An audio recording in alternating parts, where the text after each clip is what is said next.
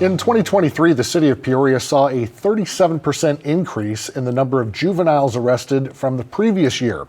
While those numbers are concerning, so are the ages of the victims in the city. Peoria County Coroner Jamie Harwood joins us now. Thanks for coming in. Appreciate it. Thank you, Mark. I appreciate it. Well, let's talk about you and your office are very busy. And what are you seeing out there when you go out to these crime scenes? I'm sure you hear stories, you talk to witnesses, people all around. What are you seeing in terms of young people when it comes to violent situations? What we're seeing historically, when I look back on the last 8 years, victims who were in their 30s and 40s, some of them in their mid-20s, but now over the last few years and even into 2024, victims who are 16, 18, 21, where this whole life before them is taken in just the midst of violence, and it's a lot. And not only are we seeing the younger victims who are losing their life through violence, but in the crowd of people are also youth that young and even younger in their teenage years or even younger than that, who are witnessing this trauma that the community is going through in their neighborhoods. And that is concerning too, the impact of that on those kids who are witnessing something that happened to someone just a few years older than them. So it's a lot. In talking with police, are the victims that we're seeing, are they having these crimes perpetrated against other young people? Is it? Yeah, that's another thing that we're seeing too. And when we collaborate with the police department and they do their investigation and then they get their suspects, we are seeing a lot of youth-on-youth violence. The fortunate thing is they're surviving. The ones that come into my care are a small percentage. However, one's too many because it's preventable. Mm-hmm. When you go to a crime scene, let's say a young man has been shot, the body's there, people are gathered around. What kind of, are people upset? Are they wondering why this happened? Are they vowing revenge? What kind of things do you see from the other kids and just other people around a crime scene like that? It's a mix of things. Generally, if there's parents, family members, you can't quite describe the distraughtness that they're going through, the grief that they're going through. They, of course, want to be with their loved one, touching them and things like that, which we prevent in a crime scene, of course. And then there's the outskirts of people who at times have been violent. I've witnessed windows getting broken out of cars on a death scene, people screaming, flailing, carrying on, and going through that. And a lot of times it is a heavy scene. Really heavy with emotion, grief, anger. Sometimes people will say, we knew this was going to happen. Other times they're bewildered and they're shocked. So it's a mix. And myself and my staff go through training on how to manage these situations, and each one's different. And one of the things that we've learned is you have to meet people where they are, particularly family members. You have to meet them where they are. If they're shocked or bewildered, whatever that is, we just have to be able to lean into them in a manner of which they feel comforted by us, but then we're going to take care of what we need to take care of as far as justice for their loved one. When there are other juveniles on the scene of a crime like this, I wonder if seeing that, it's got to be traumatic, but if seeing that makes them say, okay, this is not the life I want, I'm going to go in a different direction, or are they so filled with emotion and rage that they may do something similar? I've done a lot of research on this. I'm finishing, I have 2 weeks of grad school left, and I spent an incredible amount of time in school studying communities and community violence. And one of the things that stands out in the research and the literature is that when young people, youth, even children witness violence, it almost becomes part of their social norm.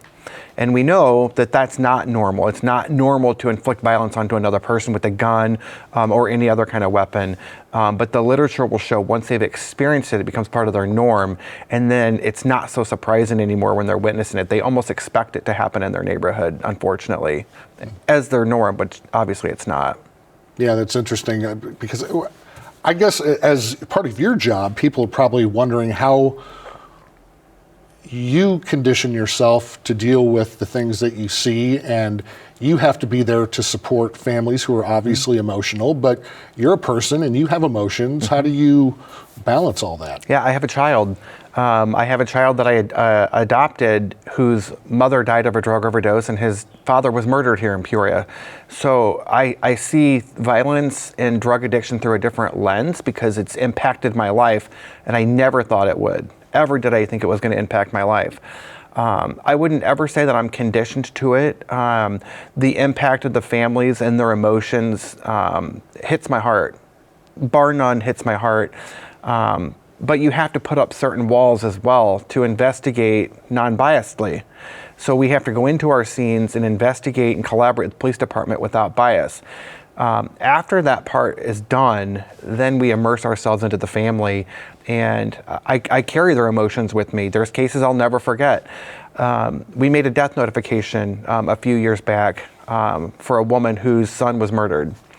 And it was a chaotic scene, 7:10 in the morning, given this information to the family that their son was dead. I think he was only 16. And in the midst of the chaos, there was two kids, I'll never forget this, very young, with backpacks on, and the school bus pulled up, and during the midst of the chaos, they actually got on the school bus and went to school. And those things are things that penetrate my heart and impact me, because I think about that becoming the societal norm for them, that we have violence, people die all the time around us, and we just get on the bus and go to school. And it's absolutely not the right way it should happen, as far as caring for what they just witnessed, because it's a lot. It's a lot for me to see as an adult. I can't even imagine the impact as a child. Yeah, and I can't imagine them having to put up those walls themselves just to get through the day. Yeah, I can't even. With the juveniles being victims of violence, do you have any insights into why that seems to be increasing? Well, I think we need to look back in our communities as a whole and look at our social determinants of health. That Monica Hendrickson's talked about the health determinants for quite some time, and I've done study on it as well. And we have to look at the health of our community. And when I look at youth today, I think of people like Hetty Elliott, who spend a grave amount of her time with literacy, adult education programs, GED programs. Without these adjuncts, particularly literacy, if kids can't read by the 4th grade reading level, statistically speaking, they're more likely to turn to violence later in life. Because if you can't read, you can't get a decent paying job, and you can't live any kind of abundant life on wages that are equivalent to people who can't read, right? So you have to be able to read, and able to read, you got to show up to school. So now we're looking at literacy rates and truancy rates. How often are children showing up to school, or how often are they not? Are they completing their work at home and fulfilling their educational demands through the school system? But then they have the impact of trauma too that they witness, or the impact of a single parent home, a fatherless home, a mentorless home, mom who's working 2 jobs, raising 3 other kids, but she's not home, depending on an 11-year-old to watch a 4-year-old. You know, you can paint these pictures that most people think are fictitious. To me, they're reality, because I go into their homes and I see the impact of what poverty looks like. And poverty is a big word, but when we look at incomes of the 03, 04, 05 zip codes, the average income is $29,000 annually. So then we think about fair housing, equal opportunity housing, the neighborhoods, and you could go on and on and on about food deserts, access to medication, diapers, formula, all of that stuff that plays into how is this kid going to get to school today and learn, and then come home and do the work that is required by the school, and then put it back out there into the world. It's almost impossible. And you see that a lot, but for those of us who live in a different neighborhood, don't live that kind of lifestyle, it's hard to process just how many obstacles these kids face as they're growing up. And parental obstacles as well. Transportation is a huge issue. Just getting from point A to point B, to get groceries, to come home, to make sure the kids have a nutritious meal where they feel fortified and energized enough to even try to learn the material. But then you're looking at mom or dad who may or may not have a high school education or beyond high school education to be able to learn the curriculums that are in the schools today. They're much more robust. And so you have to look at that paradigm as well. I mean, there's so many things that come right back down to why is this youth carrying a gun and firing it upon another youth? Because then we have to look at conflict resolution and where is that learned as well? I mean, we could go on. Sometimes in life, we look at the situations that you just mentioned. Spending time in jail for some people may not seem that bad. Mm-hmm. I mean, you're guaranteed 3 meals a day, you got a place to sleep, you got a roof over your head. I mean, it's not an excuse to do anything, but boy, the times are tough out there for sure. Well, and then people question, how does a youth turn to the support of a gang?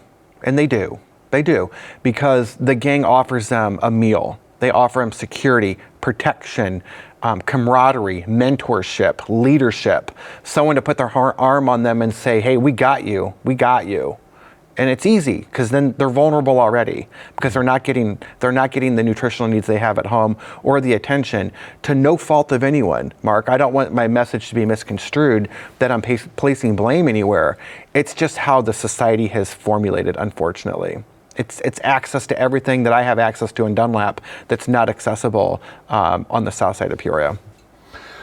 When there is an incident of violence and, God forbid, a juvenile has died by a gunshot or whatever, and there are other victims, the family, people who witnessed it, things like that, friends, is there help for them out there, whether it's through your office or the police or someone with the city or county? Do they try and say to these kids, hey, we can get you some help, whether it's talking to somebody or social services, things like that? I was depending on PCAV, and I had a really good relationship with the Peoria Community Against Violence and their response staff to pick off where we left off. We try to provide as much information as we can and support, but then there's that aftermath, and who is there to pick up those pieces? They depend on their churches, their church families, and support there. But socially speaking, I haven't seen it. There could be a program that I don't know about, but if it was robust enough, I probably would have that information to pass on to families or to provide that support. I think it's a missing link here in the Peoria community, particularly with the exit of PCAV, who avenued those places and those people to those resources. Now, I was in Cook County 3 weeks ago meeting with their staff there, and they have a dignified position for social services for victim advocates, whether it be a motor vehicle fatality, a drug overdose, a suicide, youth violence, homicide, etc. But they have a designated person that reaches out and follows those people and connects them to the resources. And it has made a difference in the support for families and what they're given and how they manipulate through what would otherwise be a dead end, but now they have resources because they've been connected through their coroner's office in Cook County. Sounds like it'd be something we could definitely use here, but with everything, people cost money and people cost money. It's on my radar. It's on my radar for budget prep for 2025. I know the state's attorney's office here in Peoria County has a position posted for a social worker for advocacy purposes, and I hope that comes to fruition. And then that might be something we can be an adjunct to. Is there anything we can do as community members to try and lessen this problem? I know we can't solve it, but what can we do? Anything? I wish our community would take a step back out of their own realities and immerse themselves into somebody else's reality and understand where the barriers really are, because I feel like there's a significant amount of judgment that comes from people who don't understand. And I'm not saying I understand because I've walked that walk and lived that life, and I haven't. But I have walked into their neighborhoods and immersed myself into a culture that other people will never understand when it comes to violence and the impact of violence on people. And what resources I have compared to what they have is significantly different. And we need to be able to try to understand that, first of all, because once you have an understanding of what someone's going through, you feel more apt to help. And help could be reading with the Rotary group. The Rotary Club I was involved in read at Treewin, and I mentioned the impact of literacy. It's so important for kids to be able to read, and that's one of the impacts of Rotary International and locally here in Peoria. is literacy and helping kids read in neighborhoods such as the O5 at schools like Treewind to give them that extra oomph. And not only just reading, but mentorship and love and care and compassion as well. That's just one thing I can think of off the top of my head. Yeah, it seems like those kids need to know that there are alternatives, because if they're in the same neighborhood hanging out with kids who feel the same way, I mean, they must just think this is as good as it's ever going to get. This is as good as it's ever going to get. And I just simply don't believe that's true. I don't. I think the impact could be much, much more than what it is. It seems like as a society, we're finally trying to figure out that to lessen violence and murder and horrible things like that, more police aren't necessarily the answer, because the police can't be social workers, they can't be teachers and mentors as much as maybe they'd like to be. We need to focus on the root issue. I firmly support in community policing. I've witnessed it, particularly since our new chief came to town. And that's his investment is into community policing, so the neighborhoods know who their officers are and they develop a relationship. Because to me, it's about relationships, partially.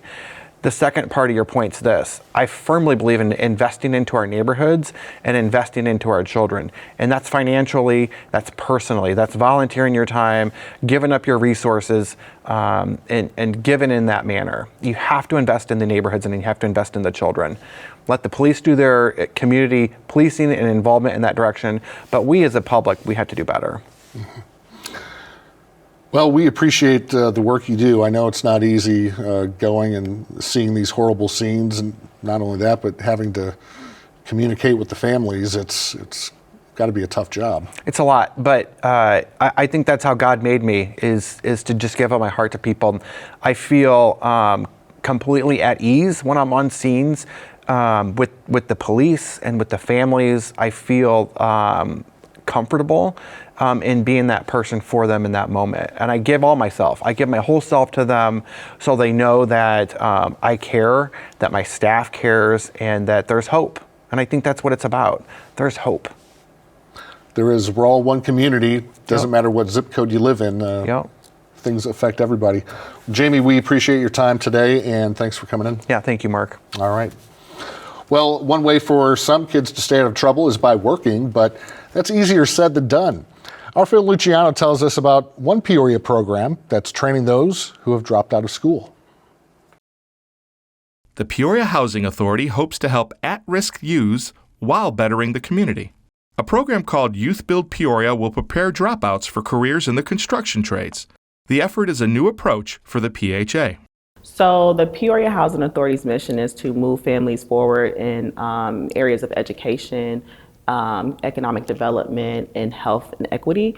And so we have been on a mission to make sure that we have a more holistic approach when it comes to our families and the community. And so when we found out about the Youth Build program, we thought that it would be a great opportunity to provide services that we don't traditionally get to provide to the youth. Youth Build is a nonprofit based in Massachusetts that provides education, counseling, and job skills to dropouts aged 16 to 24 in almost 300 cities nationwide. The PHA came aboard late last year thanks to a $1.5 million grant from the U.S. Department of Labor. Traditional educational paths are not for everyone. We have a lot of youth that have so many different educational barriers themselves when it comes to processing, when it comes to just being able to keep up. On average, these students are coming in even though they went to high school at a 4th and 5th grade level. Aside from academic challenges, participants might have dropped out for a host of reasons, such as legal run-ins, family issues, or neighborhood trauma. We try to target those that are just totally in a struggle at risk at this point. As case manager, Wright works with participants regarding issues that can hinder progress and learning, such as finances and relationships. Help includes counseling and anger management.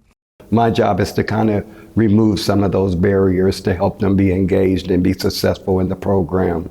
Youth Build will have 3 9-week cohorts over this year and the next. The program, which includes GED courses, will focus on carpentry. Participants can earn 3 different kinds of trade certifications.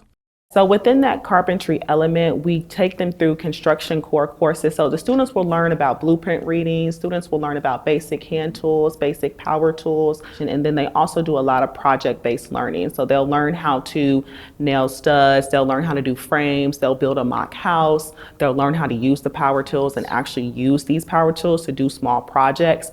And then one of the greatest assets of this program in terms of hands-on experience, we have a work site that their students will actually go to and learn how to rehabilitate a home. And when it's finished, we'll take that home and we'll sell it or rent it to a low-income family. Meantime, students learn to rely not just on teachers and mentors, but each other. How do we provide something where a lot of students know, okay, I'm here with somebody that's going through the same thing that I'm going through. So now I have a person that I can lean on and they can lean on me.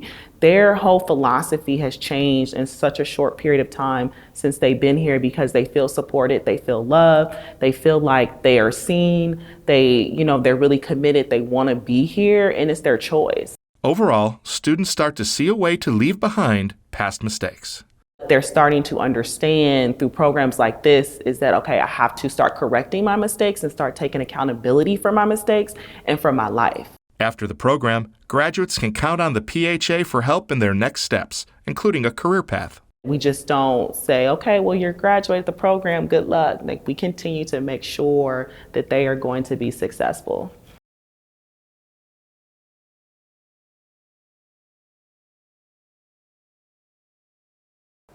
Welcome back. We are joined by our colleague, Phil Luciano.